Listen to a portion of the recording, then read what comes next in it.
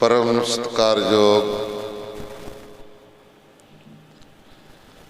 सतगुरां दी साजी और नवाजी हुई साध संगत जीओ, आप माई भाई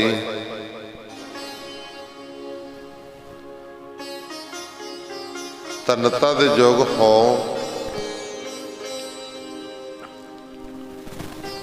जिन्हां नूं सतगुरु जी दे चरनां दे विच बैठण दे सुभाग समय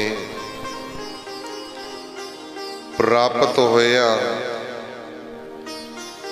महाराज जी कहंदे जिहड़ी याद साईं दे विच गुजरे पैंदी है मुजरे नहीं ते सानू हासिल की आ। ओ समां लेखे दे विच पैंदा है किहड़ा जिहड़ा साईं दी याद विच गुजरदा, परमेश्वर दे प्यार दे विच गुजरदा, प्यारे दी प्यारी प्यारी मिठी याद दे विच गुजरदा, वो समा लेखे दे विच है। बाकी समा महाराज जी कहंदे भाई नाम तो बिना बिरथा जा रहा। विचार चल रही सी कल साहिबे कमाल धन धन गुरु गोबिंद सिंह महाराज दीवान चंद दी यह उत्साह जनक गल सुन के मामा कृपाल चंद जी ने कहा, ये बड़े दिल वाला योद्धा है, ये सारे मसंदा नालों वखरा है। इस करके सतगुरु जी दे भाव नूं चंगी तरह समझिया है। कलगीधर पातशाह गुरु गोबिंद सिंह महाराज जी हस के कहन लगे कि मामा जी यही ठीक है जो तुसां कहा, ये हर रोज शास्त्रां दा बड़ा अभ्यास करदा।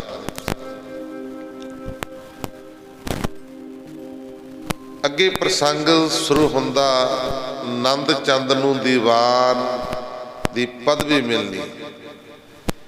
एक दिन सतगुरु जी ने मामा कृपाल चंद जी नूं आखिया कि ये नंद चंद मसंद बड़ा बुद्धिमान है,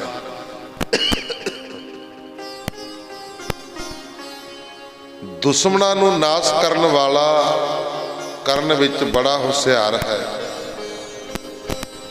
शास्त्रां दा सदा अभ्यास करता रहता है, और कोई दूसरा मसंद ऐसा इस वर्गा नहीं वेखिया। इसदा बाबा उमरा भी गुरु अर्जन देव महाराज जी की सेवा करता रहता सी। कहते जिहड़ा इहदा बाबा सी उमरा, वो गुरु अर्जन देव महाराज जी की सेवा कराया करता सी। असी चाहते हाँ कि इसनूं दीवान की पदवी नाल सन्मानिया जाए, इसनूं उच्ची पदवी दिती जाए। इहदे उत्तर विच मामा कृपाल चंद जी ने बेनती की कि आप हर प्रकार समर्थ हो। मेरा भी यही विचार है कि सारी सेना विच एक दीवान जरूर होना चाहिए जो सारी सेना की संभाल करता रहे। तो गुरमुख प्यारिओ कहते होर भी किसी थां भेजण वास्ते अपना कोई विशेष आदमी होना चाहिए है जो पूरी योग्यता नाल अपने पक्ष नूं स्पष्ट कर सकता होवे। इस कार्य वास्ते नंद चंद जोग आदमी है, ये ठीक है। कहते सतगुरु जी ने अपने दरबार लगाया ते सिरपाओ मंगवा के भाई नंद चंद जी नूं बड़े सन्मान नाल दीवान की पदवी बख्शिश की ते फरमाया कि अज तो सारी सेना की सवाल तुहाडे जुम्मे है।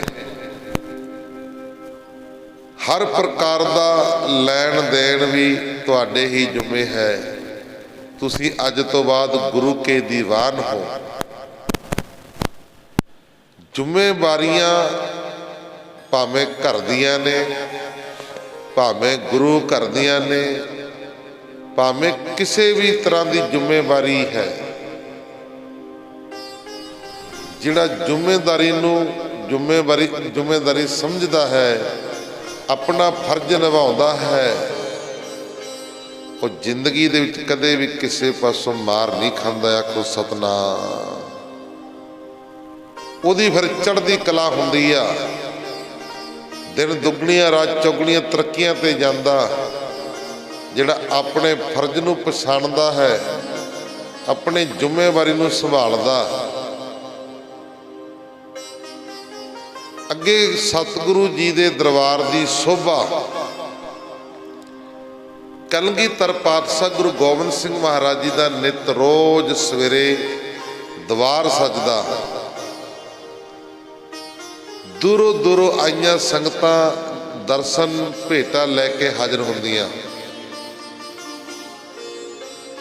ਕਾਰ ਭੇਟਾ ਦੀ ਅਰਦਾਸ ਕੀਤੀ ਜਾਂਦੀ ਅਤੇ ਦੀਵਾਨ ਚੰਦ ਉਹਨਾਂ ਦੇ ਵਿਸ਼ਰਾਮ ਅਤੇ ਖਾਣ ਪੀਣ ਦਾ ਇੰਤਜ਼ਾਮ ਕਰਦਾ। ਸਤਿਗੁਰੂ ਜੀ ਦਾ ਦਰਬਾਰ ਲੱਗਣ ਵਾਸਤੇ ਬੜਾ ਸੁੰਦਰ ਫਰਸ਼ ਕੀਤਾ ਜਾਂਦਾ, ਥੱਲੇ ਵਸਾਈ ਕੀਤੀ ਜਾਂਦੀ ਆ, ਗਲੀਚੇ ਲਾਏ ਜਾਂਦੇ ਆ।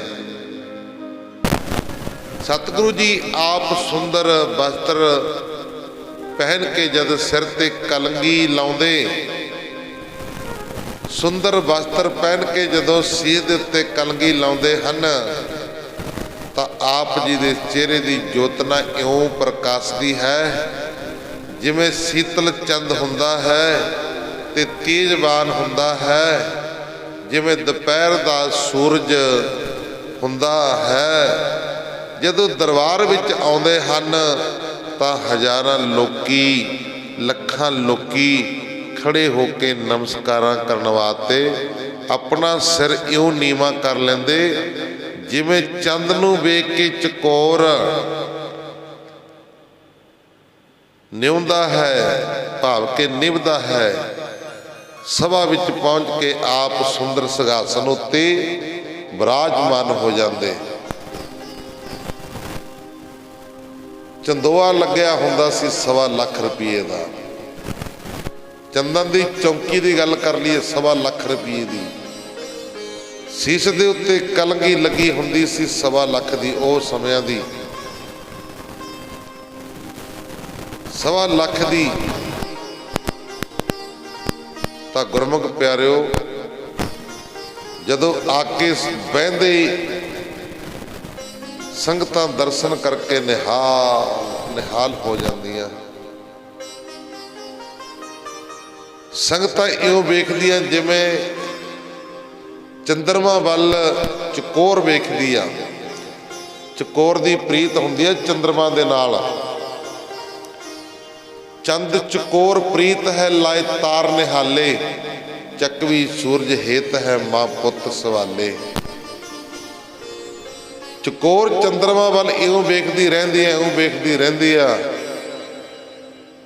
ਕਿ ਗਰਦਨ ਵੀ ਉਹਦੀ ਦੁਖਣ ਲੱਗ ਜਾਂਦੀ ਹੈ, ਪਰ ਚੰਦਰਮਾ ਵੱਲ ਵੇਖਣੋਂ ਨਹੀਂ ਹਟਦੀ। ਆਖੋ ਸਤਨਾਮ। ਕਿਉਂ ਵੇਖਦੀ ਆ? ਕਿਉਂਕਿ ਚਕੋਰ ਦਾ ਪ੍ਰੇਮ ਹੀ ਚੰਦਰਮਾ ਦੇ ਨਾਲ ਆ, ਸਿਰਫ ਹੋਰ ਨਹੀਂ ਹੈ। ਇਸ ਕਰਕੇ ਚੰਦਰਮਾ ਵੱਲ ਵੇਖਦੀ ਰਹਿੰਦੀ ਆ। ਇਸੇ ਤਰ੍ਹਾਂ ਸੰਗਤਾਂ ਸਤਿਗੁਰੂ ਜੀ ਦੇ ਵੱਲ ਵੇਖ ਵੇਖ ਕੇ ਨਿਹਾਲ ਹੁੰਦੀਆਂ ਨੇ। ਸਭਾ ਵਿੱਚ ਪਹੁੰਚ ਕੇ ਆਪ ਜੀ ਸੁੰਦਰ ਸਿੰਘਾਸਨ ਉੱਤੇ ਬਿਰਾਜਮਾਨ ਹੋ ਜਾਂਦੇ ਅਤੇ ਸੇਵਾਦਾਰ ਆਪ ਜੀ ਦੇ ਸੀਸ ਉੱਤੇ ਚੌਰ ਕਰਨ ਲੱਗ ਪੈਂਦੇ। ਪ੍ਰੇਮੀ ਲੋਕ ਆਪ ਜੀ ਦੇ ਚਰਨਾਂ ਕਮਲਾਂ ਉੱਤੇ ਭੇਟਾ ਰੱਖ ਕੇ ਨਮਸਕਾਰ ਕਰਦੇ, ਨਮਸਕਾਰ ਕਰਕੇ ਬੈਠਦੇ ਜਾਂਦੇ ਤੇ ਸਤਿਗੁਰੂ ਜੀ ਬੜੇ ਖੁਸ਼ ਹੋ ਜਾਂਦੇ। ਆਪਣੇ ਮੂੰਹੋਂ ਸਮੂਹ ਸੇਵਕਾਂ ਦੀਆਂ ਮਨ ਭਾਵਨਾਵਾਂ ਪੂਰੀਆਂ ਕਰਦੇ। ਇਹ ਦਰ ਐਸਾ ਹੈ ਜਿੱਥੇ ਹਰ ਕੋਈ ਸਰਧਾ ਭਾਵਨਾ ਦੇ ਨਾਲ ਦਰ ਦੇ ਉੱਤੇ ਆਉਂਦਾ, ਉਹਨਾਂ ਦੀ ਸਰਧਾ, ਉਹਨਾਂ ਦੀ ਭਾਵਨਾ ਪੂਰੀ ਹੋ ਜਾਂਦੀ। ਆਖੋ ਸਤਿਨਾਮ। ਇੱਛਾ ਪੂਰੀਆਂ ਕਰਦੇ ਅਤੇ ਧਨ ਵਸਤਰ ਆਦਿਕ ਵਸਤਾਂ ਦੇ ਢੇਰ ਲੱਗ ਜਾਂਦੇ। ਸ਼ਾਸਤਰ ਵਸਤਰ ਹੋਰ ਚੀਜ਼ਾਂ ਦੇ ਬੜੇ ਬੜੇ ਢੇਰ ਲੱਗ ਜਾਂਦੇ। ਬਹੁ ਮੁੱਲੇ ਸ਼ਾਸਤਰ ਜਦ ਸਿੱਖ ਪ੍ਰੇਮੀ ਲੈ ਕੇ ਆਉਂਦੇ ਹਨ ਤਾਂ ਆਪ ਜੀ ਉਹਨਾਂ ਨੂੰ ਵੇਖ ਕੇ ਬੜੇ ਖੁਸ਼ ਹੁੰਦੇ ਸੀ ਅਤੇ ਸਿੱਖ ਦੀ ਮੂੰਹ ਮੰਗੀ ਮੁਰਾਦ ਪੂਰੀ ਕਰਦੇ ਹਨ। ਸਰੀਰ ਉੱਤੇ ਸਤਿਗੁਰੂ ਜੀ ਬੜਾ ਸੁੰਦਰ ਜਾਮਾ ਪਹਿਨਦੇ। ਜਾਮੇ ਦਾ ਮਤਲਬ ਬਾਣਾ, ਚੋਲਾ, ਬੜਾ ਸੁੰਦਰ ਚੋਲਾ ਪਹਿਨਦੇ ਅਤੇ ਜਰੀ ਤਿੱਲੇ ਦੀ ਸੁੰਦਰ ਪੇਟੀ, ਜਿਹਨੂੰ ਕਮਰ ਕਸਾ ਕਹਿ ਦਿੰਦੇ ਆ, ਪੇਟੀ ਨਾਲ ਕਮਰ ਕਸਾ ਕਰਦੇ ਆਪਣੇ ਸਤਿਗੁਰੂ ਜੀ, ਆਪਣੇ ਸੇਵਕਾਂ ਦੇ ਸਤਿਗੁਰੂ ਜੀ ਰੋਗ ਸੋਗ ਦੂਰ ਕਰਕੇ ਮੁਕਤ ਭੁਗਤ ਦੀ ਬਖਸ਼ਿਸ਼ ਕਰਦੇ। ਹਜ਼ਾਰਾਂ ਲੋਕ ਆਪ ਜੀ ਉੱਤੇ ਸ਼ਰਧਾ ਰੱਖਦੇ। ਗੁਰੂ ਜੀ ਦੇ ਦਰਬਾਰ ਵਿੱਚ ਕਿਸੇ ਗੱਲ ਦਾ ਘਾਟਾ ਨਹੀਂ। ਆਪ ਜੀ ਦੇ ਸੱਜੇ ਪਾਸੇ ਲక్ష్ਮੀ ਖੜੀ ਰਹਿੰਦੀ ਸੀ ਅਤੇ 18 ਸਿੱਧੀਆਂ ਆਪ ਜੀ ਦੇ ਹੁਕਮ ਦੀ ਉਡੀਕ ਵਿੱਚ ਲੋੜਾਂ ਥੋੜਾ ਤਤ ਸਨਹੀ ਪੂਰਨ ਕਰਨ ਵਾਸਤੇ ਸਦਾ ਸਾਹਮਣੇ ਰਹਿੰਦੀਆਂ। ਤਾਂ ਗੁਰਮੁਖ ਪਿਆਰਿਓ, ਖੱਬੇ ਪਾਸੇ ਆਪ ਜੀ ਦੇ 9 ਨਿਧੀਆਂ ਖੜੀਆਂ ਰਹਿੰਦੀਆਂ। ਆਪ ਜੀ ਦੇ ਹਿਰਦੇ ਵਿੱਚ ਸਦਾ ਹੀ ਇੱਕ ਅਹਿਮ ਬ੍ਰਹਮ ਦਾ ਗਿਆਨ ਵਸਦਾ ਸੀ। ਖੁਸ਼ੀਆਂ ਸਦਾ ਹੀ ਆਪ ਜੀ ਦੇ ਚਿਹਰੇ ਉੱਤੇ ਘਰ ਭਾਈ ਰੱਖਦੇ ਸੀ, ਸਦਾ ਹੀ ਖੁਸ਼ ਰਹਿੰਦੇ ਸੀ। 4 ਪੁੱਤਰ ਗੁਰਾਂ ਧਰਮ ਤੋਂ ਬਾਰੇ ਫਿਰ ਵੀ ਸ਼ੁਕਰ ਮਨਾਇਆ। ਇਸੇ ਕਰਕੇ ਕਲਗੀ ਵਾਲਿਆ ਤੈਨੂੰ ਸਭ ਨੇ ਸੀਸ ਨਵਾਇਆ। 4 ਪੁੱਤਰ ਵਾਰ ਦਿੱਤੇ, ਚਿਹਰਾ ਖਿੜਿਆ ਖਿੜਿਆ ਰਿਹਾ। ਮਾਤਾ ਪਿਤਾ ਵਾਰ ਦਿੱਤੇ, ਸਭ ਅਨੰਦਪੁਰ ਸਾਹਿਬ ਘਰ ਘਾਟ ਉਜਾੜ ਦਿੱਤਾ, ਉਜੜ ਗਿਆ। ਫਿਰ ਵੀ ਚਿਹਰਾ ਹਸੂ ਹਸੂ ਕਰਦਾ ਰਿਹਾ। ਮੱਥੇ ਤੇ ਵੱਟ ਨਹੀਂ ਪਾਇਆ, ਚਿਹਰੇ ਤੇ ਨੂਰ ਨਹੀਂ ਗਿਆ, ਨੂਰ ਝਲਕਦਾ ਰਿਹਾ। ਤਾਂ ਗੁਰਮੁਖ ਪਿਆਰਿਓ, ਬਾਹਾਂ ਵਿੱਚ ਖੁਸ਼ੀਆਂ ਸਦਾ ਹੀ ਆਪ ਜੀ ਦੇ ਚਿਹਰੇ ਉੱਤੇ ਘਰ ਪਾਈ ਰੱਖਦੀਆਂ ਸਨ ਅਤੇ ਉੱਤਮ ਆਪ ਜੀ ਦੀਆਂ ਬਾਹਾਂ ਵਿੱਚ ਨਿਵਾਸ ਰੱਖਦਾ ਸੀ। ਸੰਗਤ ਦੀ ਆਵਾਜਾਈ, ਸਮੂਹ ਸੰਗਤਾਂ ਜੋ ਇਸ ਤਰ੍ਹਾਂ ਸਤਿਗੁਰੂ ਜੀ ਦੇ ਦਰਸ਼ਨਾਂ ਨੂੰ ਆਉਂਦੀਆਂ, ਕੋਈ ਦਰਸ਼ਨ ਕਰਕੇ ਦੂਜੇ ਦਿਨ ਸਿਰਪਾਓ ਲੈ ਕੇ ਵਾਪਸ ਘਰ ਨੂੰ ਚਲੇ ਜਾਂਦਾ। ਕੋਈ ਪ੍ਰੇਮੀ 6-6 ਮਹੀਨੇ ਸੇਵਾ ਵਿੱਚ ਹੀ ਟਿਕਿਆ ਰਹਿੰਦਾ। ਈਸ਼ਵਰੀ ਜੀਵ ਦੇ ਗਿਆਨ ਨੂੰ ਜਾਣ ਕੇ ਪ੍ਰੇਮ ਭਗਤੀ ਵਿੱਚ ਰੰਗਿਆ ਜਾਂਦਾ। ਕਈ ਜਨਮਾਂ ਦੇ ਅਗਿਆਨ ਨੀਂਦ ਵਿੱਚ ਸੁੱਤੇ ਹੋਏ ਗੁਰੂ ਜੀ ਪਾਸ ਰਹਿ ਕੇ ਗਿਆਨ ਅਵਸਥਾ ਵਿੱਚ ਜਾਗ ਪੈਂਦੇ। ਹਜ਼ਾਰਾਂ ਕੋਹਾਂ ਤੋਂ ਸੰਗਤਾਂ ਆਣ ਕੇ ਸੇਵਾ ਕਰਕੇ ਆਨੰਦ ਸੁਖ ਦੀ ਪ੍ਰਾਪਤੀ ਕਰਕੇ ਆਪਣੇ ਜੀਵਨ ਸਫਲਾ ਕਰਦੀਆਂ। ਆਖੋ ਸਤਿਨਾਮ। ਗੁਰੂ ਜੀ ਦਾ ਸਕਾਰ ਦਿਰਸ, ਜਦੋਂ ਸਤਿਗੁਰੂ ਜੀ ਸਕਾਰ ਕਰਨ ਵਾਸਤੇ ਜੰਗਲ ਵਿੱਚ ਜਾਂਦੇ ਤਾਂ ਸਾਰੇ ਸੂਰਮੇ ਆਪ ਜੀ ਦੇ ਨਾਲ ਜਾਂਦੇ। ਆਪ ਜੀ ਦੇ ਨਾਲ ਜਾਂਦੇ ਜਿਨ੍ਹਾਂ ਪਾਸ ਬਹੁਤ ਕੁੱਤੇ ਬਾਜ ਸ਼ਿਕਾਰੀ ਹੁੰਦੇ ਸਨ, ਹਰਨਾਂ ਨੂੰ ਲੱਭ ਲੱਭ ਕੇ ਸ਼ਿਕਾਰ ਕਰਕੇ ਸੂਰਮਿਆਂ ਦੀ ਸ਼ਾਸਤਰ ਵਿਦਿਆ ਦੇ ਕਰਤੱਵ ਵਿਖਾਉਂਦੇ। ਕੋਈ ਬੰਦੂਕ ਚਲਾਉਂਦਾ ਤੇ ਕੋਈ ਤੀਰ ਛੱਡਦਾ, ਬਰਸੇ ਘਮਾਉਂਦੇ ਤੇ ਘੋੜਿਆਂ ਨੂੰ ਦੜਾਉਂਦੇ। ਕੋਈ ਜੰਗਲ ਵਿੱਚ ਘੋੜਿਆਂ ਨੂੰ ਦੌੜਾ ਹੀ ਲਵਾਉਂਦਾ ਰਿਹਾ। ਜੰਗਲ ਦੇ ਪੰਛੀ ਪਿੱਛੇ ਹਟ ਜਾਂਦੇ, ਬਾਜ ਸੁੱਟਦੇ ਅਤੇ ਉਹਨਾਂ ਨੂੰ ਮਾਰ ਕੇ ਸ਼ਿਕਾਰ ਕਰਦੇ। ਸਤਿਗੁਰੂ ਜੀ ਮਾਮਾ ਕਿਰਪਾਲ ਚੰਦ ਸਹਿਤ ਸੈਨਾ ਇਸ ਤਰ੍ਹਾਂ ਖੇਡਾਂ ਕਰਦੀਆਂ ਵੇਖ ਕੇ ਬੜੇ ਖੁਸ਼ ਹੁੰਦੇ ਅਤੇ ਇਸ ਤਰ੍ਹਾਂ ਸ਼ਿਕਾਰ ਨਾਲ ਬਹੁਤ ਹਿਰਨਾਦਕ ਦਾ ਸ਼ਿਕਾਰ ਕਰਦੇ। ਸਤਿਗੁਰੂ ਜੀ ਰਣਜੀਤ ਨਗਾਰਾ ਵਜਾਉਂਦੇ, ਰਣਜੀਤ ਨਗਾਰਾ ਵਜਾਉਂਦੇ ਹੋਏ ਵਾਪਸ ਅਨੰਦਪੁਰ ਸਾਹਿਬ ਆ ਜਾਂਦੇ। ਅੱਗੋਂ ਅਨੰਦਪੁਰ ਦੇ ਲੋਕ ਬੜੇ ਚਾਅ ਨਾਲ ਆਪ ਜੀ ਦਾ ਸਵਾਗਤ ਕਰਦੇ। ਆਪ ਜੀ ਉੱਪਰ ਫੁੱਲਾਂ ਦੀ ਵਰਖਾ ਕਰਦੇ ਤੇ ਧੂਪ ਦਿਖਾ ਕੇ ਨਮਸਕਾਰਾਂ ਕਰਦੇ। ਸਤਿਗੁਰੂ ਜੀ ਕਦੇ ਘੋੜੇ ਦੀ ਸਵਾਰੀ ਕਰਦੇ ਅਤੇ ਕਦੀ ਹਾਥੀ ਦੀ। ਹੱਥ ਵਿੱਚ ਕਦੇ ਤੀਰ ਕਮਾਨ ਫੜ ਲੈਂਦੇ ਹਨ, ਕਦੀ ਕਿਰਪਾਨ, ਕਦੇ ਬੰਦੂਕ, ਕਦੀ ਪਹਾੜਾਂ ਵਿੱਚ ਸੈਰ ਕਰਦੇ ਫਿਰਦੇ ਹਨ, ਕਦੀ ਜੰਗਲਾਂ ਵਿੱਚ ਆਨੰਦ ਲੈਂਦੇ ਹਨ। ਸਤਿਗੁਰੂ ਜੀ ਦੀ ਤੀਰਾਂ, ਤਫੰਗਾਂ, ਵਰਸਿਆਂ, ਚੱਕਰਾਂ ਤੇ ਦੋ ਧਾਰੇ ਖੰਡਿਆਂ ਨਾਲ ਸੰਬੰਧ ਫੌਜਾਂ ਦੀਆਂ ਚੜ੍ਹਾਈ ਵੇਖ ਕੇ ਬੈਰੀਆਂ ਦੇ ਦਿਲ ਹਿੱਲ ਜਾਂਦੇ। ਜਦੋਂ ਇਸ ਤਰ੍ਹਾਂ ਸਤਿਗੁਰੂ ਜੀ ਬਾਹਰ ਜਾਂਦੇ ਤਾਂ ਜਿਹੜੇ ਵੈਰੀ ਸਨ ਉਹਨਾਂ ਦੇ ਦਿਲ ਹਿੱਲ ਜਾਂਦੇ। ਆਖੋ ਸਤਿਨਾਮ। ਰਾਜਾ ਕੋਟਚੀਆ ਕਿਰਪਾਲ ਚੰਦ ਦੀ ਬੇਈਮਾਨੀ। ਰਾਜਾ ਕੋਟਚੀਆ ਕਿਰਪਾਲ ਚੰਦ ਦੀ ਬੇਈਮਾਨੀ। ਇਸ ਤਰ੍ਹਾਂ ਕੁਝ ਦਿਨ ਵਿੱਚ ਹੀ ਸਤਿਗੁਰੂ ਜੀ ਦਾ ਸਾਰੇ ਪਹਾੜੀ ਇਲਾਕੇ ਵਿੱਚ ਜਸ ਫੈਲ ਗਿਆ। ਬੜੀ ਸ਼ੋਭਾ ਹੋ ਗਈ।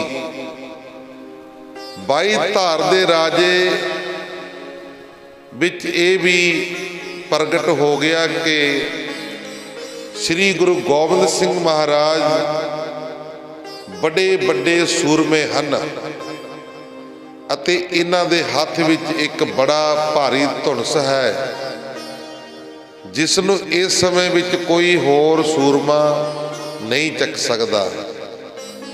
ਤੀਰ ਬੜੇ ਤਿੱਖੇ ਤੇ ਭਿਆਨਕ ਕਢਾਏ ਹੋਏ ਹਨ। ਇਹਨਾਂ ਨੂੰ ਜਦ ਚਿੱਲੇ ਵਿੱਚ ਰੱਖ ਕੇ ਚਲਾਉਂਦੇ ਹਨ ਤਾਂ ਰਾਮਚੰਦਰ ਤੇ ਅਰਜਨ ਦੇ ਬਾਣਾ ਵਾਂਗੂ ਬੜੇ ਜ਼ੋਰ ਨਾਲ ਬਹੁਤ ਦੂਰ ਕਈ ਕੋਹਾਂ ਤੱਕ ਜਾਂਦੇ ਹਨ। ਜਾਂ ਫਿਰ ਐਸੇ ਬਾਣ ਇਹਨਾਂ ਦੇ ਬਾਬਾ ਸ੍ਰੀ ਹਰਗੋਬਿੰਦ ਸਾਹਿਬ ਜੀ ਮਹਾਰਾਜ ਦੇ ਤੁਰਕਾਂ ਨਾਲ ਜੰਗ ਸਮੇਂ ਚਲਾਏ ਸੁਣੇ ਗਏ ਨੇ। ਕਹਿੰਦੇ ਉਦੋਂ ਸੁਣਿਆ ਸੀ ਛੇਵੇਂ ਪਾਤਸ਼ਾਹ ਮੀਰੀ ਪੀਰੀ ਦੇ ਮਾਲਕ ਉਹ ਚਲਾਉਂਦੇ ਸਨ। ਹੁਣ ਰਾਜਾ ਕਿਰਪਾਲ ਚੰਦ ਕੋਟਚੀਆ ਜਿਸ ਦੀ ਰਾਜਧਾਨੀ ਕਾਂਗੜਾ ਸੀ, ਉਹ ਕਾਂਗੜਾ ਰਾਜਧਾਨੀ ਦਾ ਮਾਲਕ ਸੀ। ਉਹ ਚਾਹੁੰਦਾ ਸੀ ਕਿ ਕਿਸੇ ਤਰ੍ਹਾਂ ਰਾਜਾ ਭੀਮ ਚੰਦ ਤੇ ਗੁਰੂ ਜੀ ਦੀ ਲੜਾਈ ਕਰਾਈ ਜਾਵੇ।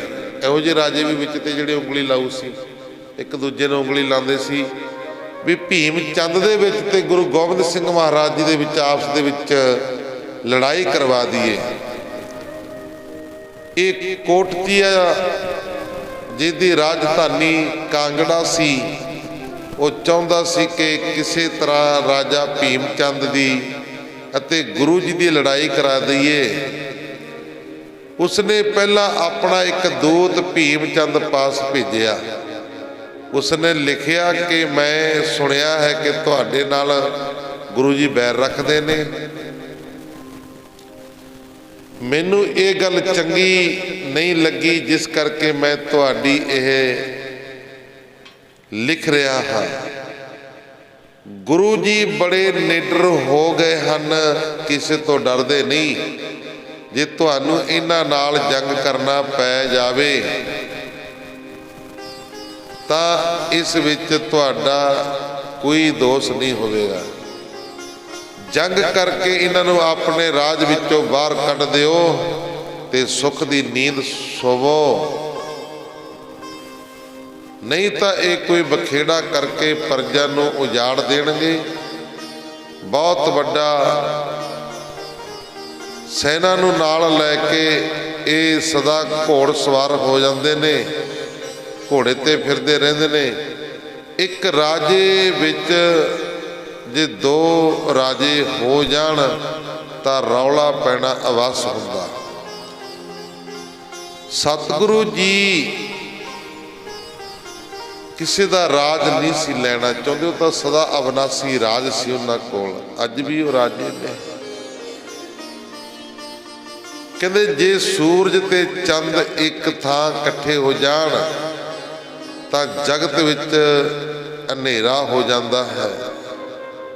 जंगल विच एक शेर की आवाज़ सुन के दूसरे शेर सहार नहीं सकते। कहन लगे जे इस्त्री दे दो पति होण जां एक देश दे दो राजे होण तां ओ जद कदी आमो सामने होणगे तां जरूर झगड़ा हो पवेगा। इस करके मैं तुहानू सलाह दिंदा हां कि इन्हां नू होर ताकतवर होण तो पहला ही अपने देश विचों बाहर कढ दिओ। भाव कि आनंदपुर साहिब तो कहते बाहर कढ दिओ, असी तेरे नाल हां।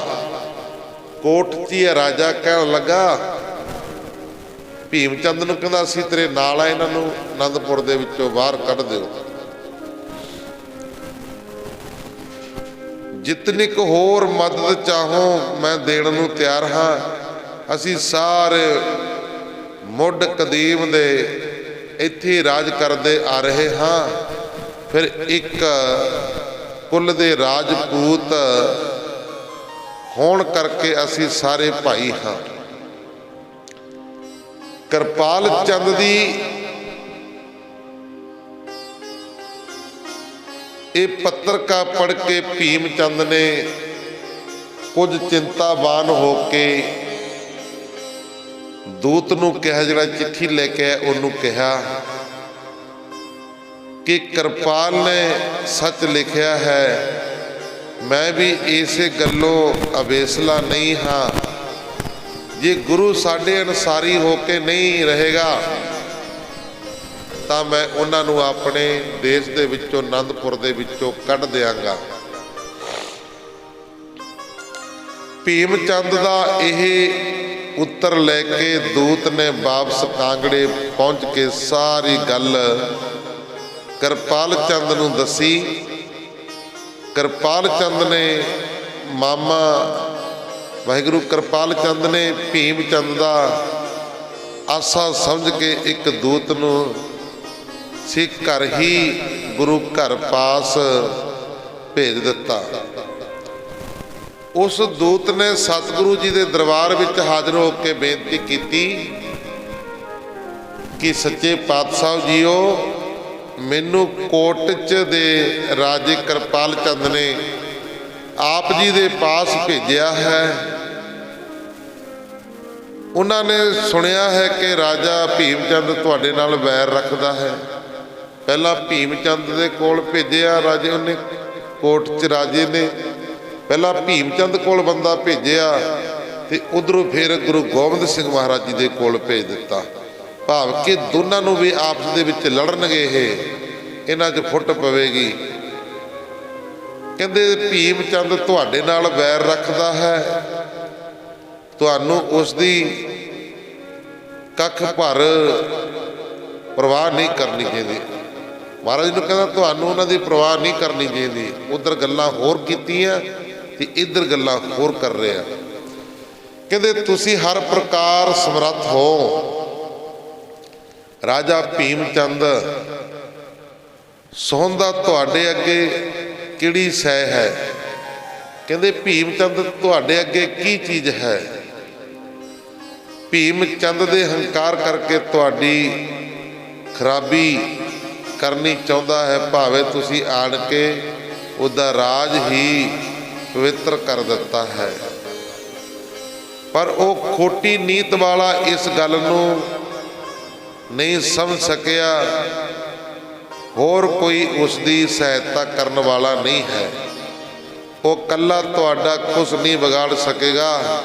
ਤੁਸੀਂ ਆਪ ਬੜੇ ਸੂਰਮੇ, ਫਿਰ ਤੁਹਾਡੇ ਪਾਸ ਬੜੀ ਚੰਗੀ ਸੈਨਾ ਹੈ, ਬੜੇ ਸਿੰਘ ਯੋਧੇ ਚੜ੍ਹਦੀ ਕਲਾ ਵਾਲੇ ਨੇ। ਜਿਹੜਾ ਵੀ ਤੁਹਾਡੀ ਬਰਿਆਈ ਜਿੱਤਵੇਗਾ ਉਹ ਦੁੱਖ ਪਾਵੇਗਾ। ਖੋ ਸਤਨਾਮ। ਉਹ ਦੂਤ ਦੀਆਂ ਇਹ ਗੱਲਾਂ ਸੁਣ ਕੇ ਗੁਰੂ ਜੀ ਨੇ ਕੋਈ ਉੱਤਰ ਨਾ ਦਿੱਤਾ, ਚੁੱਪ ਰਹੇ। ਦੂਤ ਨੇ ਵਾਪਸ ਜਾ ਕੇ ਸਾਰੀ ਗੱਲ ਰਾਜਾ ਕਿਰਪਾਲ ਚੰਦ ਨੂੰ ਸੁਣਾਈ ਅਤੇ ਦੱਸਿਆ ਕਿ ਗੁਰੂ ਜੀ ਯੁੱਧ ਵਿਦਿਆ ਦੇ ਬੜੇ ਧਨੀ ਹਨ। ਉਹ ਜੰਗ ਦੀ ਬਹੁਤ ਤਿਆਰੀ ਕਰ ਰਹੇ ਹਨ ਅਤੇ ਉਹਨਾਂ ਨੂੰ ਕਿਸੇ ਦਾ ਵੀ ਭੈ ਨਹੀਂ ਹੈ। ਉਹਨਾਂ ਨੂੰ ਕਿਸੇ ਦਾ ਵੀ ਭੈ ਨਹੀਂ ਹੈ। ਕਿਰਪਾਲ ਚੰਦ ਦੂਤ ਪਾਸੋਂ ਇਹ ਸੁਣ ਕੇ ਬਹੁਤ ਹੀ ਖੁਸ਼ ਹੋਇਆ ਕਿ ਠੀਕ ਹੈ, ਹੁਣ ਇਹ ਦੋਵੇਂ ਆਪਸ ਦੇ ਵਿੱਚ ਬੈਰੀ ਬਣ ਕੇ ਰਹਿਣਗੇ। ਇਹਨਾਂ ਦਾ ਮੇਲ ਨਹੀਂ ਹੋ ਸਕਦਾ। ਇਹਨਾਂ ਦੇ ਝਗੜੇ ਨਾਲ ਸਾਨੂੰ ਬੜਾ ਲਾਭ ਹੈ। ਕਹਿੰਦਾ ਵੀ ਜੇ ਭੀਮ ਚੰਦ ਦੇ ਵਿੱਚ ਤੇ ਗੁਰੂ ਗੋਬਿੰਦ ਦੇ ਵਿੱਚ ਝਗੜਾ ਹੋਵੇਗਾ, ਇਹਦੇ ਵਿੱਚ ਮੈਨੂੰ ਬੜਾ ਲਾਹਾ ਹੋਵੇਗਾ, ਲਾਭ ਹੋਵੇਗਾ। ਫਿਰ ਵੀ ਕਈ ਵਾਰ ਕਿਰਪਾਲ ਚੰਦ ਨੇ ਇਸੇ ਤਰ੍ਹਾਂ ਕਰਕੇ ਚਾਹੁੰਦਾ ਹੈ ਕਿ ਇਹਨਾਂ ਦੀ ਲੜਾਈ ਹੋ ਜਾਵੇ। ਅੱਗੇ ਭੀਮ ਚੰਦ ਰਾਜੇ ਦੀ ਚਾਲ, ਭੀਮ ਚੰਦ ਰਾਜੇ ਦੀ ਕੀ ਚਾਲ ਸੀ? ਭੀਮ ਚੰਦ ਗੁਰੂ ਜੀ ਤੋਂ ਹਾਥੀ ਤੇ ਚਾਨਣੀ ਲੈਣ ਵਾਸਤੇ ਬੜਾ ਮਿੱਠਾ ਬਣ ਕੇ ਸਤਿਗੁਰੂ ਜੀ ਨੂੰ ਮੇਲ ਮਿਲਾਪ ਰੱਖਣ ਵਾਸਤੇ ਸੁਨੇਹਾ ਭੇਜਦਾ ਰਿਹਾ। ਪਰ ਸਤਿਗੁਰੂ ਜੀ ਅੰਤਰਜਾਮੀ ਸਨ। ਉਹ ਉਸ ਦੇ ਕਪਟ ਨੂੰ ਚੰਗੀ ਤਰ੍ਹਾਂ ਸਮਝ ਕੇ ਉਸ ਨਾਲ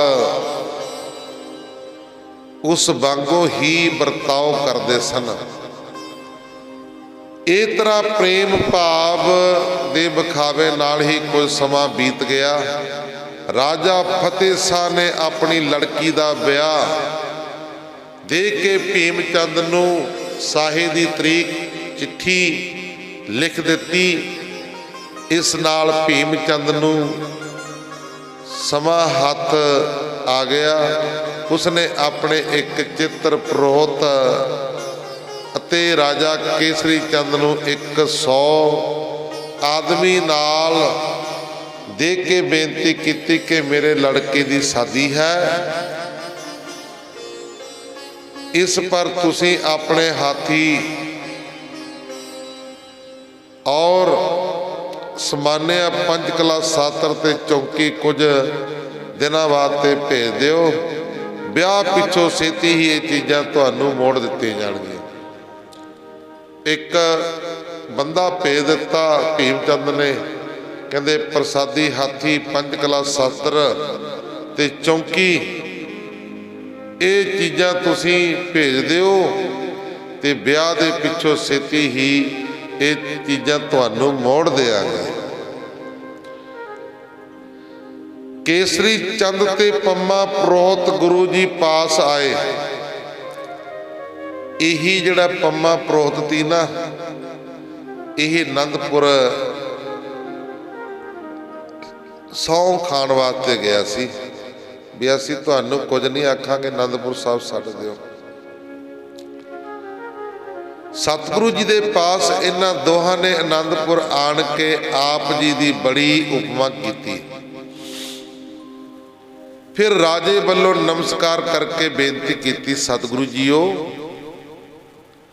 ਭੀਮ ਚੰਦ ਦੇ ਲੜਕੇ ਦੀ ਸ਼ਾਦੀ ਹੈ। ਰੌਣਕ ਮੇਲੇ ਅਤੇ ਆਪਣੀ ਸ਼ਾਨ ਵਧਾਉਣ ਵਾਸਤੇ ਭੀਮ ਚੰਦ ਦਿਨ ਰਾਤ ਸਮਾਨ ਇਕੱਠਾ ਕਰਨ ਵਿੱਚ ਲੱਗਿਆ ਹੋਇਆ ਹੈ। ਸਾਨੂੰ ਉਸਨੇ ਆਪ ਜੀ ਦੇ ਪਾਸ ਭੇਜਿਆ ਹੈ ਕਿ ਤੁਸੀਂ ਜੰਝ ਨਾਲ ਦਰਸ਼ਨ ਦੇਣੇ ਅਤੇ ਹੁਣ ਆਪਣਾ ਪ੍ਰਸਾਦੀ ਹਾਥੀ ਤੇ ਚਾਨਣੀ ਚੌਂਕੀ ਅਤੇ ਪੰਚਕਲਾ ਸ਼ਾਸਤਰ ਇਹ 4 ਚੀਜ਼ਾਂ ਸਾਨੂੰ ਕੁਝ ਦਿਨਾਂ ਵਾਸਤੇ ਦੇ ਦਿਓ ਤੇ ਵਿਆਹ ਤੋਂ ਬਾਅਦ ਅਸੀਂ ਇਹ ਮੋੜ ਦੇਵਾਂਗੇ। ਇਹ ਚੀਜ਼ਾਂ ਅਸੀਂ ਵਿਆਹ ਤੋਂ ਬਾਅਦ ਮੋੜ ਦੇਵਾਂਗੇ। ਸਤਿਗੁਰੂ ਜੀਓ ਰਾਜੇ ਨੇ ਇਹ ਬੇਨਤੀ ਕੀਤੀ ਸੀ ਕਿ ਇਹਨਾਂ ਨਾਲ 4000 ਰੁਪਇਆ ਤੁਹਾਨੂੰ ਭੇਟਾ ਵੀ ਕੀਤਾ ਜਾਏਗਾ। ਲਾਲਚ ਦੇ ਰਹੇ ਸੀ ਗੁਰੂ ਗੋਬਿੰਦ ਸਿੰਘ ਮਹਾਰਾਜ ਜੀ ਨੂੰ। ਕਹਿੰਦੇ ਇਹਨਾਂ ਦੇ ਨਾਲ ਜਦੋਂ ਮੋੜਾਂਗੇ ਤੇ 4000 ਰੁਪਇਆ ਤੁਹਾਨੂੰ ਭੇਟਾ ਵੀ ਕਰਾਂਗੇ। ਜਿਹਦੇ ਗੁਰਮੁਖ ਪਿਆਰੇ ਸੀਸ ਦੇ ਉੱਤੇ 1.25 ਲੱਖ ਦੀ ਕਲਗੀ ਆ, ਜਿਹਦੇ ਚਰਨਾਂ ਥੱਲੇ 1.25 ਲੱਖ ਦੀ ਚੌਂਕੀ ਆ, ਜਿਹਦੇ ਸਿਰ ਦੇ ਉੱਤੇ 1.25 ਲੱਖ ਦਾ ਚੰਦੋਆ, ਉਹਨਾਂ ਨੂੰ 4000 ਦਾ ਕੀ ਲਾਲਚ ਕਰੂਗਾ? 4000 ਰੁਪਏ ਉਹਨਾਂ ਕੀ ਮਹਿਨਾ ਰੱਖਦਾ ਹੈ? ਤਾਂ ਗੁਰਮੁਖ ਪਿਆਰੇ ਲਾਲਚ ਦੇ ਰਹੇ, ਕਹਿੰਦੇ 4000 ਰੁਪਏ ਜਦੋਂ ਵਾਪਸ ਕਰਾਂਗੇ 4000 ਰੁਪਏ ਦੇਵਾਂਗੇ, ਭੇਟਾ ਕਰ ਦਿਆਂਗੇ। ਪੰਮੇ ਪ੍ਰੋਤ ਦੀ ਇਹ 4000 ਰੁਪਏ ਭੇਟਾ ਦੇਣ ਵਾਲੀ ਗੱਲ ਸੁਣ ਕੇ ਸਤਿਗੁਰੂ ਜੀ ਨੇ ਬਹੁਤ ਗੁੱਸਾ ਕੀਤਾ।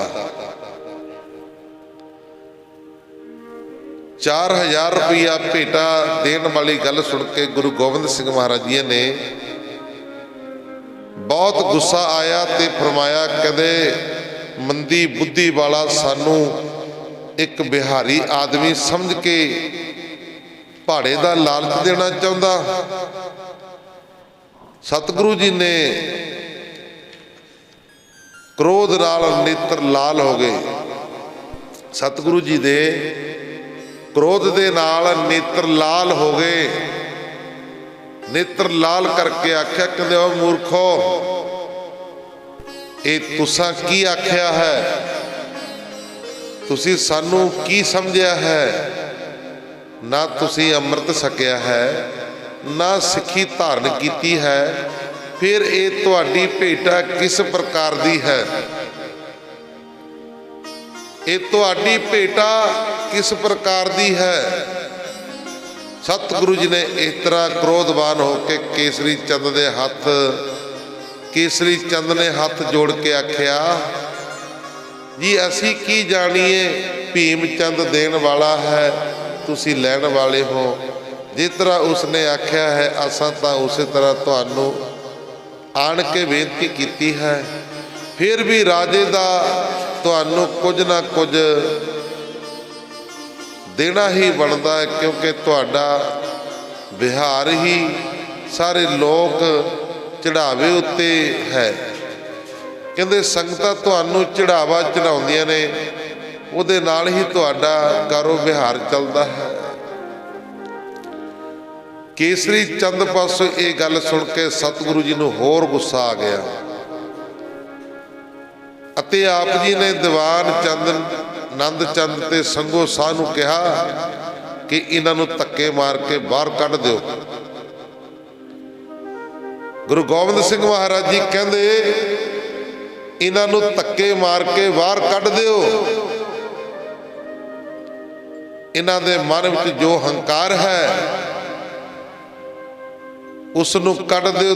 ਉਹਨਾਂ ਦੋਹਾਂ ਨੂੰ ਬਾਹਾਂ ਤੋਂ ਫੜ ਕੇ ਦੀਵਾਨ ਵਿੱਚੋਂ ਬਾਹਰ ਕੱਢ ਦਿੱਤਾ। ਆਖੋ ਸਤਨਾਮ। ਦੋਵੇਂ ਗੁੱਸੇ ਵਿੱਚ ਬੋਲੇ ਕਿ ਤੁਸੀਂ ਭੀਮ ਚੰਦ ਦੇ ਰਾਜ ਵਿੱਚ ਵਸ ਕੇ ਮਨ ਵਿੱਚ ਉਸਦਾ ਡਰ ਨਹੀਂ ਰੱਖਿਆ। ਸਾਡੇ ਬਿਲਾਸਪੁਰ ਪਹੁੰਚਣ ਦੀ ਢਿੱਲ ਹੈ, ਵੇਖਣਾ ਆਨੰਦਪੁਰ ਕਿਸ ਤਰ੍ਹਾਂ ਲੁੱਟ ਮਚਦੀ ਹੈ, ਫਿਰ ਤੁਹਾਡੀ ਬਹਾਦਰੀ ਵੇਖੀ ਜਾਵੇਗੀ। ਇਹ ਬੋਲੇ ਜਾਂਦੇ ਜਾਂਦੇ ਗੁਰੂ ਗੋਬਿੰਦ ਸਿੰਘ ਮਹਾਰਾਜ ਜੀ ਨੂੰ फिर देखियो कहते तुहाडी बहादरी किवें वेखी जावेगी जदों फड़ के कैद करके तुहानूं लै जावांगे। तुसीं मंगवियां चीज़ां नहीं दित्तियां, हुण असीं सारियां खो के लै लैणियां हन। ਸਿੰਘਾਂ ने आखिया कहते गुरु जी हुक्म करो, इन्हां दे कड़े कैंठे सारे असीं हुणी ला लैंदे आ ते डेरा लुट लैंदे हैं इन्हां दा। ये की याद करनगे कि असीं कित्थे गए सां। पर सतगुरु जी ने फरमाया कहते नहीं, ये तो दूत बन के आए ने, इन्हां दा की कसूर है, तो सुनेहा लैके आए ने, इन्हां दा की कसूर है।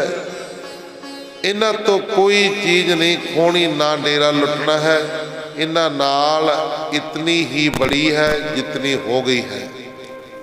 पर हुण इन्हां नूं आख दिओ कि इत्थों छेती चले जाण।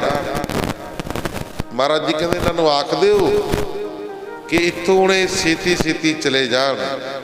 केसरी चंद ते पम्मा परोहत दोवें बड़े निम्मो झूणे होके घोड़ियां ते सवार होके अपनी नरादरी नूं याद करते हुए वापस बिलासपुर पहुंच गए।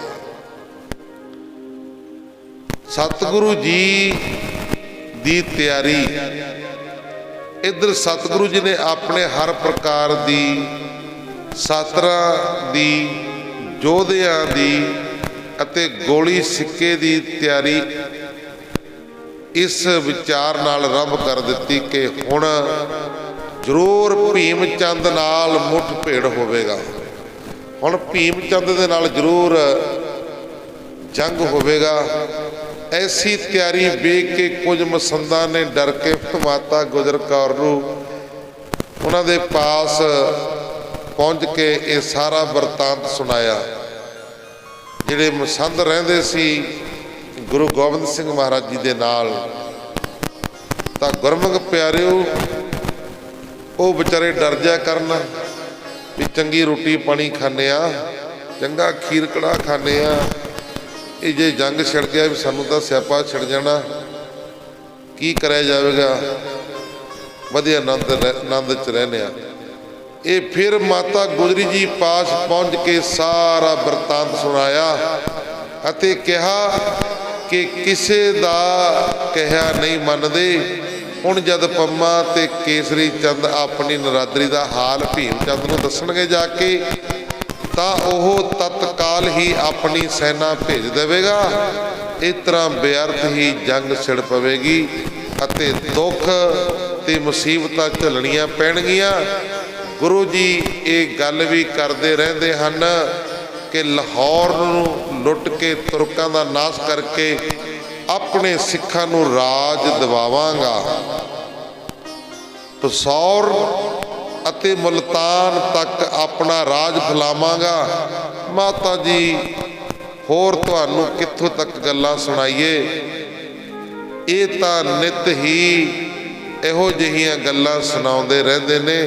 उधर देखो औरंगजेब बड़ा दुखी है, उधर देखो गुरु करदा औरंगजेब बड़ा दुखी है। जेकर ओह इन्हां गल्लां नूं सुन लवे तां फिर की बने। इधर पहाड़ी राजियां नाल जे बिगड़ गई तां फिर अपने रहण नूं किहड़ी थां होवेगी। माता जी अजे भी अपने पुत्र नूं समझाओ कि राजा भीम चंद नाल सुलह कर लैण। माता जी ने गुरु जी नूं समझाना, माता गुजर कौर ने, माता गुजर कौर जी ने गुरु गोबिंद सिंह महाराज जी नूं समझाना। गुरु गोबिंद सिंह महाराज जी अकाल पुरख वाहिगुरु परमेश्वर ने अपने पुत्र बना के, अपनी ड्यूटी ला के, अपनियां सारियां शक्तियां दे के, अपनी सारी पावर दे के संसार दे उत्ते भेजिया सी। आखो सतनाम। ਦਬਣ ਵਾਲੀ ਪਾਵਰ ਨਹੀਂ ਸੀ। ਬੜੇ ਦਬਾਉਣ ਵਾਲੇ ਜੰਮਿਆ ਗੁਰੂ ਗੋਬਿੰਦ ਸਿੰਘ ਮਹਾਰਾਜ ਜੀ ਨੂੰ, ਪਰ ਦਵੇ ਨਹੀਂ, ਝੁਕੇ ਨਹੀਂ। ਜਿਹੜਾ ਗੁਰੂ ਗੋਬਿੰਦ ਸਿੰਘ ਮਹਾਰਾਜ ਜੀ ਦਾ ਸੀਸ ਆ ਉਹ ਗੁਰਮੁਖ ਪਿਆਰਿਓ 42 ਸਾਲ ਦੀ ਉਮਰ ਵਿੱਚ ਕਦੇ ਕਿਸੇ ਅੱਗੇ ਝੁਕਿਆ ਨਹੀਂ। ਆਖੋ ਸਤਨਾਮ। ਜੇ ਗੁਰੂ ਗੋਬਿੰਦ ਸਿੰਘ ਮਹਾਰਾਜ ਜੀ ਦਾ ਸੀਸ ਝੁਕਿਆ ਨਾ ਤਾਂ ਸ੍ਰੀ ਗੁਰੂ ਗ੍ਰੰਥ ਸਾਹਿਬ ਮਹਾਰਾਜ ਜੀ ਦੇ ਅੱਗੇ ਝੁਕਿਆ। ਆਖੋ ਸਤਨਾਮ। ਉਸ ਦਿਨ ਝੁਕਿਆ ਜਿਸ ਦਿਨ ਗੁਰਤਾ ਗੱਦੀ ਗੁਰੂ ਗ੍ਰੰਥ ਸਾਹਿਬ ਮਹਾਰਾਜ ਜੀ ਨੇ ਦਿੱਤੀ ਆ। ਆਗਿਆ ਭਈ ਅਕਾਲ ਕੀ ਤਵੀ ਚਲਾਇਓ, ਪੰਥ ਸਭ ਸਿੱਖਣ ਕੋ ਹੁਕਮ ਹੈ, ਗੁਰੂ ਮਾਨਿਓ ਗ੍ਰੰਥ। ਉਹਦੇ 5 ਪੈਸੇ ਨਾਰੀਅਲ ਰੱਖ ਕੇ ਗੁਰਤਾ ਗੱਦੀ ਦਾ ਤਿਲਕ ਲਾ ਕੇ ਗੁਰੂ ਗੋਬਿੰਦ ਸਿੰਘ ਮਹਾਰਾਜ ਜੀ ਨੇ ਆਪ ਗੁਰੂ ਗ੍ਰੰਥ ਸਾਹਿਬ ਮਹਾਰਾਜ ਜੀ ਨੂੰ ਗੁਰਤਾ ਗੱਦੀ ਦਾ ਤਿਲਕ ਲਾਇਆ ਤੇ ਤਿਲਕ ਲਾ ਕੇ ਫਿਰ ਸਾਨੂੰ ਗੁਰੂ ਗ੍ਰੰਥ ਸਾਹਿਬ ਮਹਾਰਾਜ ਜੀ ਦੇ ਲੜ ਲਾਇਆ। ਮਹਾਰਾਜ ਜੀ ਕਹਿੰਦੇ ਅੱਜ ਤੋਂ ਬਾਅਦ ਤੁਹਾਡਾ ਗੁਰੂ ਦੇਹ ਧਾਰੀ ਨਹੀਂ ਹੋਵੇਗਾ, ਅੱਜ ਤੋਂ ਬਾਅਦ ਤੁਹਾਡਾ ਗੁਰੂ ਸ਼ਬਦ ਗੁਰੂ ਹੋਵੇਗਾ। ਗੁਰੂ ਗ੍ਰੰਥ ਸਾਹਿਬ ਮਹਾਰਾਜ ਦੇ ਲੜ ਲਾਇਆ। ਹੁਣ ਮਾਤਾ ਜੀ ਨੇ ਗੁਰੂ ਜੀ ਨੂੰ ਸਮਝਾਣਾ। ਮਾਤਾ ਜੀ ਮਸੰਦਾਂ ਦੀਆਂ ਗੱਲਾਂ ਸੁਣ ਕੇ ਗੁਰੂ ਗੋਬਿੰਦ ਸਿੰਘ ਮਹਾਰਾਜ ਜੀ ਦੇ ਪਾਸ ਆ ਗਏ, ਕੋਲ ਆ ਗਏ ਮਾਤਾ ਜੀ,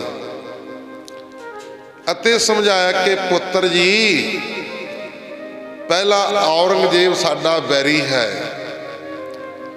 ਫਿਰ ਜੇ ਪਹਾੜੀ ਰਾਜੇ ਵੀ ਵਿਗੜ ਗਏ ਤਾਂ 4 ਸਪੇਰੇ ਝਗੜਾ ਉੱਠ ਖੜਾ ਹੋ ਜਾਵੇਗਾ ਅਤੇ ਸਾਰਾ ਦੇਸ਼ ਬੈਰੀ ਬਣ ਜਾਵੇਗਾ। ਜਿਹੜੇ 4 ਦਿਹਾੜੇ ਜਿਹੜੇ 4 ਦਿਸ਼ਾ ਤੋਂ ਸਿੱਖ ਤੁਹਾਡੇ ਪਾਸ ਆਉਂਦੇ ਹਨ, ਉਹਨਾਂ ਨੂੰ ਵੀ ਬੜੇ ਇਕੱਠ ਚੱਲਣੇ ਪੈਣਗੇ। ਇਸ ਪੈਸੇ ਦੇ ਕੇ ਖਰੀਦੇ ਹੋਇਆ ਆਨੰਦਪੁਰ ਛੱਡ ਕੇ ਕਿੱਥੇ ਜਾਵਾਂਗੇ। ਕਹਿੰਦੇ ਆਨੰਦਪੁਰ ਜਿਹੜਾ ਆਪਾਂ ਪੈਸੇ ਦੇ ਕੇ ਇਹ ਖਰੀਦਿਆ, ਇਹਨੂੰ ਛੱਡ ਕੇ ਕਿੱਥੇ ਜਾਵਾਂਗੇ। ਤਾਂ ਗੁਰਮੁਖ ਪਿਆਰਿਓ ਕਹਿਣ ਲੱਗੇ ਰਾਜਿਆਂ ਪਾਸ ਤਾਂ ਬਹੁਤ 4 ਦਿਸ਼ਾ ਦਾ ਦੇਸ਼ ਹੈ, ਜਿਤਨੇ ਚਾਹਣ ਫੌਜ ਰੱਖ ਸਕਦੇ ਹਨ, ਜਿੱਥੇ ਚਾਹਣ ਜਾ ਸਕਦੇ ਹਨ। ਨੰਦ ਚੰਦ ਜਾਂ ਹੋਰ ਮਸੰਦਾਂ ਨੂੰ ਭੀਮ ਚੰਦ ਪਾਸ ਭੇਜ ਕੇ ਉਹਨਾਂ ਨਾਲ ਸਲਾਹ ਕਰ ਲਵੋ, ਨਹੀਂ ਤਾਂ ਉਹ ਫੌਜ ਲੈ ਕੇ ਚੜ ਕੇ ਆ ਜਾਵੇਗਾ ਤਾਂ ਮੁਸ਼ਕਲ ਬਣ ਜਾਵੇਗੀ। ਸਤਿਗੁਰੂ ਜੀ ਨੇ ਕਿਹਾ ਮਾਤਾ ਜੀ,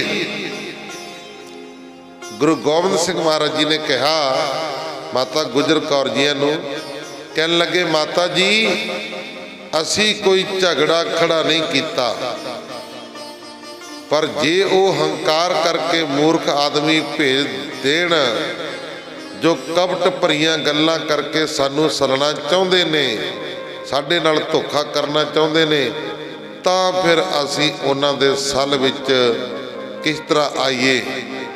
ਅਸੀਂ ਉਹਨਾਂ ਦੀ ਪਰਜਾ ਹੋ ਕੇ ਬਚਣਾ ਨਹੀਂ ਚਾਹੁੰਦੇ। ਅਸੀਂ ਭੀਮ ਚੰਦ ਦੀ ਪਰਜਾ ਬਣ ਕੇ ਵਸਣਾ ਨਹੀਂ ਚਾਹੁੰਦੇ। ਉਹ ਧੋਖੇ ਨਾਲ ਸਾਡੇ ਪਾਸੋਂ ਚੀਜ਼ਾਂ ਮੰਗਵਾ ਕੇ ਪਿੱਛੋਂ ਵਿਗੜ ਜਾਣ ਤਾਂ ਉਸ ਨੂੰ ਪਹਿਲਾਂ ਹੀ ਕਿਉਂ ਨਾ ਜਵਾਬ ਦਿੱਤਾ ਜਾਵੇ। ਯੁੱਧ ਤੋਂ ਡਰ ਕੇ ਅਸੀਂ ਕਦੇ ਤੱਕ ਰਹਾਂਗੇ। ਕਹਿੰਦੇ ਯੁੱਧ ਤੋਂ ਡਰ ਕੇ ਅਸੀਂ ਕਦੋਂ ਤੱਕ ਰਹਾਂਗੇ। ਅਸੀਂ ਤਾਂ ਅਕਾਲ ਪੁਰਖ ਦੇ ਹੁਕਮ ਅਨੁਸਾਰ ਹੀ ਕੰਮ ਕਰਨੇ ਹਨ, ਫਿਰ ਉਹ ਸਭ ਕੁਝ ਚੰਗਾ ਹੀ ਕਰੇਗਾ। ਜਦੋਂ ਮਾਤਾ ਜੀ ਇਹ ਉੱਤਰ ਸੁਣ ਕੇ ਉੱਠ ਕੇ ਚਲੇ ਗਏ ਤਾਂ ਸਤਿਗੁਰੂ ਜੀ ਨੇ ਸ਼ਸਤਰ ਮੰਗਵਾ ਕੇ ਉਹਨਾਂ ਨੂੰ ਧੂਪ ਦਿੱਤੀ, ਧੂਪ ਬੱਤੀ ਕੀਤੀ, ਉੱਪਰ ਅਨੇਕਾਂ ਤਰ੍ਹਾਂ ਦੇ ਫੁੱਲ ਚੜਾਏ ਅਤੇ ਫੁੱਲ ਮਾਲਾ ਭੇਟਾ ਕਰਕੇ ਪੂਜਣਾ ਕਰਕੇ ਬੜੇ ਖੁਸ਼ ਹੋਏ। ਇਸ ਤਰ੍ਹਾਂ ਸਤਿਗੁਰੂ ਜੀ ਨੇ ਜੰਗ ਦੀ ਤਿਆਰੀ ਕਰਕੇ ਯੋਧਿਆਂ ਨੂੰ ਉਤਸ਼ਾਹ ਭਰਪੂਰ ਕਰ ਦਿੱਤਾ। ਮਹਾਰਾਜ ਜੀ ਕਹਿੰਦੇ ਹੋ ਜੋ ਤਿਆਰ ਭਾਈ। ਹੁਣ ਇਹਨਾਂ ਰਾਜਿਆਂ ਨੂੰ शब्द सिखाना ही पवेगा। हुण मन लो गल भाई, बंदा तुरया जांदा, जे तुरे जाते बंदे नूं कुत्ता वढ़ ले, कुछ न कुछ तो मारोगे चाके ना, कोई डला मारोगे, कोई सोटी मारोगे। जे दूर खड़ा भौंकी जाता ਉਹਦਾ फिर कोई गल नहीं, भौंकदा तो भौंकी जाता। जे आके लत्त नूं फड़ेगा फिर तो मारांगी ना कुछ। हुण इसे तरह गुरु जी दे नाल जे हुण ओह धक्का कीता उन्होंने, निक्के निक्के चीज़ों तो बेईमान होए पहाड़ी राजे, फिर हुण गुरु जी ने तो सीधे करनी सी। फिर उन्होंने पहाड़ी राजिया ने इकट्ठे होके सलाह करनी, अगे सारे पहाड़ी राजे इकट्ठे हो गए। इकट्ठे होके फिर उन्होंने आपस दे विच सलाह की सलाह की आ, ये प्रसंग सुनियो। फिर कल नूं हुण समा इजाजत नहीं दिंदा, जे मैं हुण छेड़ लिया अगे प्रसंग, फिर 6:45 फिर वज जाने ने। आओ सवा किसे वज चले ने, गुरबाणी पढ़दे सुनदे कोलों एक नहीं निका ही प्रकार दी गलतियां भुल्लां चुका हो जांदियां ने। संगतां सतगुरु जी बख्शनहार हैं। आज सुनिया करो इतिहास। महाराज जी कहते जो ये कथा सुने अर गावै, दुख पाप तै निकट न आवै। ये गुरु गोबिंद सिंह महाराज जी के वचन ने भाई।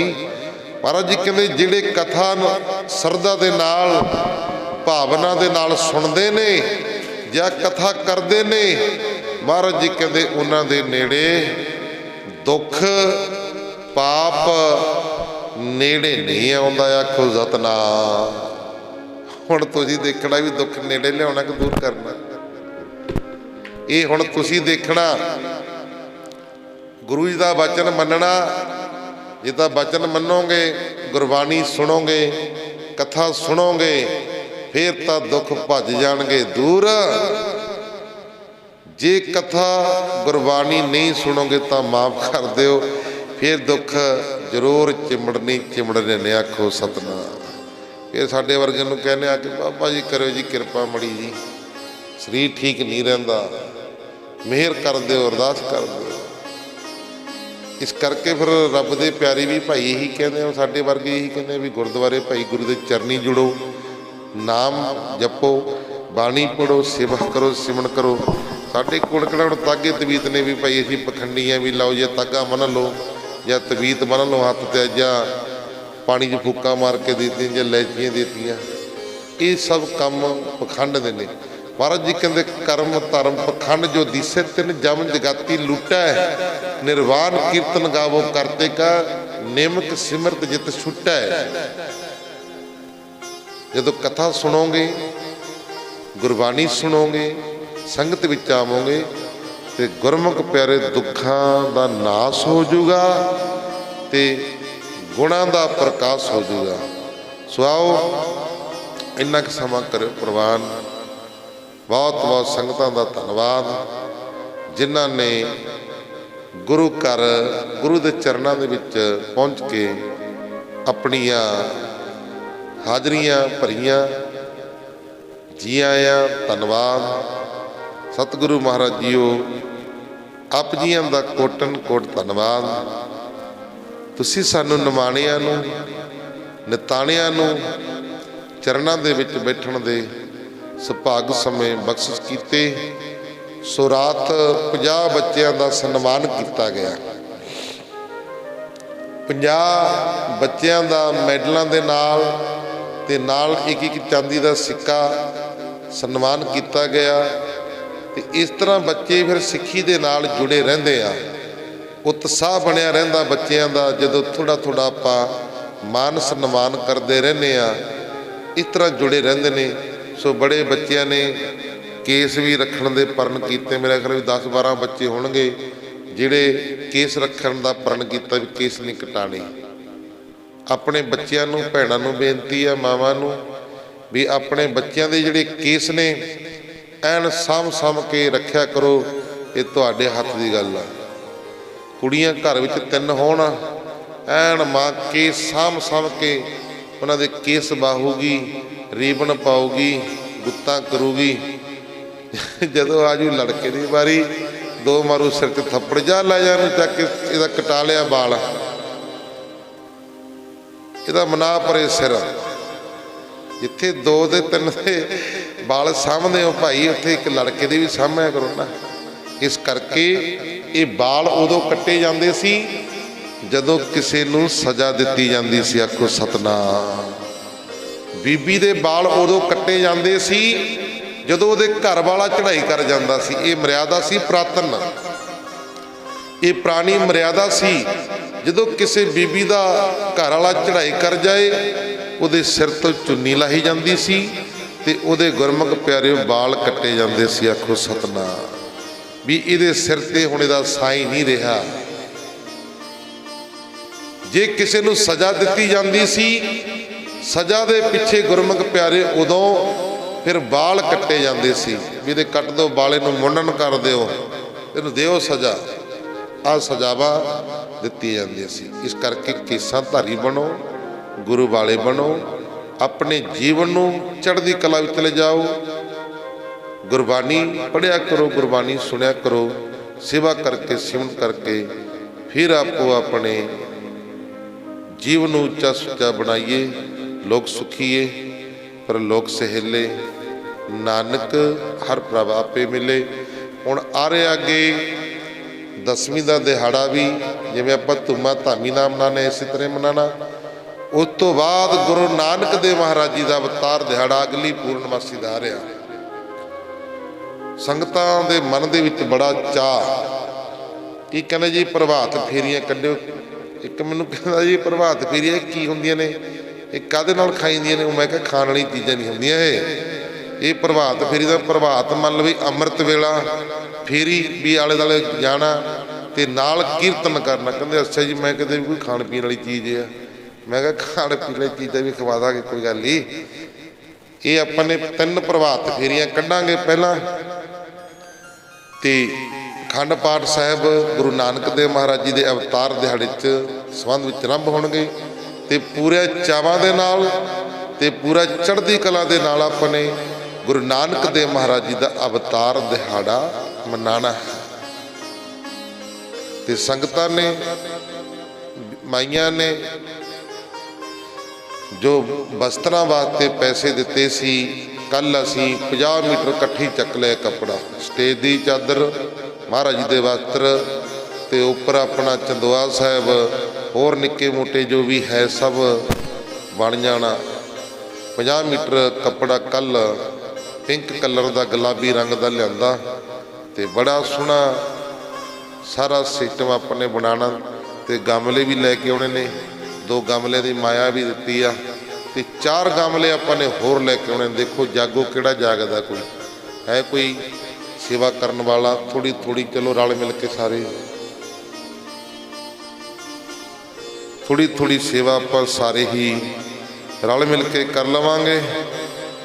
ते बहुत कृपा की रहमत की जो माता जी हुण पैसे दे के इन्हां वल्लों आया सी 4500 रुपये तो वस्त्रां वास्ते और 32 ते 2 52 हो गया, 5201 4501 इन्हां माता जी ने वल्लों पहुँचिया। तो फिर जलेबियाँ भी खवावांगे, इन्हां वल्ले लंगर लवावांगे। जो इन्हां दी लड़की है, बेटी है, जलेबियां दा लंगर गुरु नानक देव महाराज जी के अवतार दिहाड़े ते चलावांगे।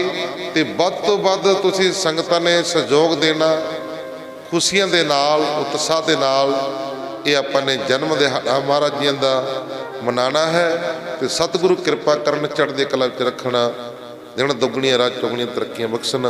हुण संगतां जिन्नी भी ने कि कौली खीर दी खा के जाओ भाई, खीर पई अपने लवे रात की बची, इस वन तुहानूं खवानी आ। कई रात दीवान च नहीं आए होने, चलो हुण खाओ फिर सारे। तो बेनती आ कौली इं तैयार रखियो मड़ी आ बाद ते सारे खीर का लंगर छक के फिर आपो अपने घरां नूं चाले पाने ने। लोग सुखीए पर लोग सहेले, नानक हर प्रभ आपे मिले। जो अज देखदी सेवा सरदार सर्बजीत सिंह जी, सरदार सर्बजीत सिंह जी इन्हां परिवार ਵੱਲੋਂ देग दी सेवा है। आओ हुण श्लोक दे विच बोल के रसम नूं करिए पवित्र। अरदास हुक्मनामा साहिब कड़ा प्रसादी देगा लैके खीर दा लंगर छक के फिर भाई आपो अपने कारो विहार करने आ। लोक सुखीए पर लोक सहेले, नानक हर प्रभ आपे मिले। इस तरह गुरु दे नाल जुड़ के अपना समय और सवसा नूं सफले बनाने का यतन करया करो जी। श्लोक पवन गुरु पाणी पिता, माता तरत महत, दिवस रात दाई दाया, खिलै सगल जगत, चंगियाइयां बुरियाइयां, वाचै धर्म हदूर, करमी आपो अपनी, के नेड़े के दूर, जिनी नाम ते आया, गए मसकत काल, उजले केती छुट्टी नाल, जिनी नाम ते आया, गए मसकत काल, नानक ते मुखे उजले, केती छुट्टी नाल, जिनी नाम ते आया, गए मसकत काल, नानक ते मुखी उजले,